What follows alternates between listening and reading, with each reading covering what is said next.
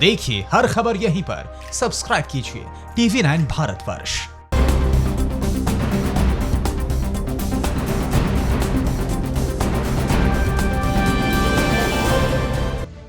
मुंबई में भारी बारिश का अलर्ट। म्युनिसिपल कॉर्पोरेशन ने आपात स्थिति के लिए नेवी और एनडीआरएफ को किया है सतर्क। महाराष्ट्र में कितना बढ़ा है संक्रमण का ग्राफ और कोरोना काल में राहत और पुनर्वास मंत्री के बयान से क्यों मचा है हड़कंप? महाराष्ट्र और मुंबई की बड़ी खबरों के लिए देखिए न्यूज टॉप 9 मुंबई। मुंबई और उससे सटे कई जिलों में अगले 24 घंटों में भारी बारिश को लेकर मुंबई, ठाणे, पालघर और रायगढ़ में भारी बारिश का अलर्ट जारी किया गया है। मुंबई के कई इलाकों में गुरुवार रात से हल्की बारिश हो रही है, जिसकी वजह से मीठी नदी का जलस्तर बढ़ गया है। महाराष्ट्र में जारी कोरोना संकट के बीच सीएम उद्धव ठाकरे ने एनसीपी प्रमुख शरद पवार से मुलाकात की। शुक्रवार शाम को दोनों नेता शिवाजी पार्क स्थित बाला साहब ठाकरे स्मारक पहुंचे।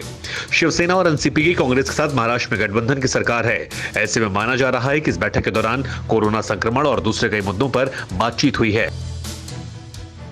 महाराष्ट्र में कोरोना वायरस संक्रमण के 6,364 नए केस सामने आए हैं।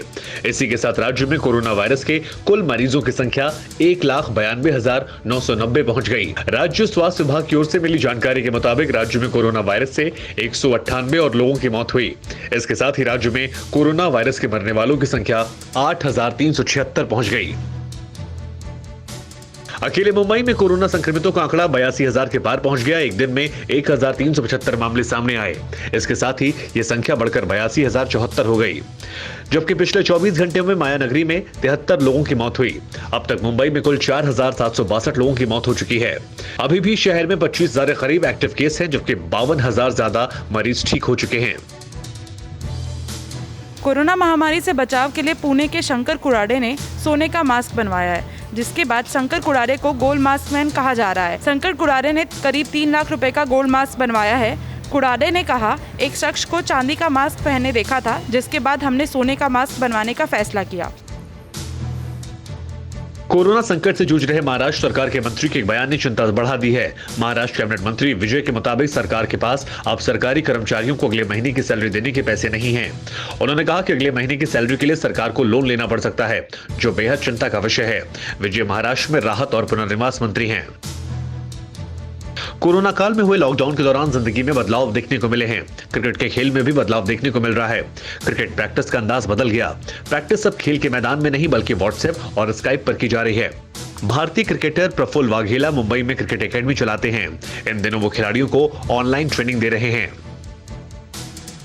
महाराष्ट्र के मालवड़ इलाके में कोबरा के 22 बच्चे एक साथ मिलने से इलाके में सनसनी फैल गई। कोबरा के बच्चे एक घर के सामने बिल में दिखाई दिए। सिंधुदुर्ग के वाइल्ड लाइफ इमरजेंसी रेस्क्यू को इस बात की सूचना दी गई और उसके बाद सभी कोबरा के बच्चों को बिल से निकालकर जंगल में छोड़ दिया गया। उस वक्त वन विभाग के अधिकारी भी मौजूद थे। महाराष्ट्र के नासिक के कई गांवों में आतंक का पर्याय बने आदमखोर तेंदुए को पकड़ लिया गया है। तेंदुए को पकड़ने में वन विभाग को सफलता मिली। पिछले 20 दिनों से तेंदुए ने नासिक के आसपास इलाके में तांडव मचा रखा था। ये आदमखोर तेंदुआ अब तक 4 लोगों की जान ले चुका है। इस तेंदुए को पकड़ने के लिए मुंबई के संजय गांधी राष्ट्रीय उद्यान के कर्मचारियों को बुलाया गया था।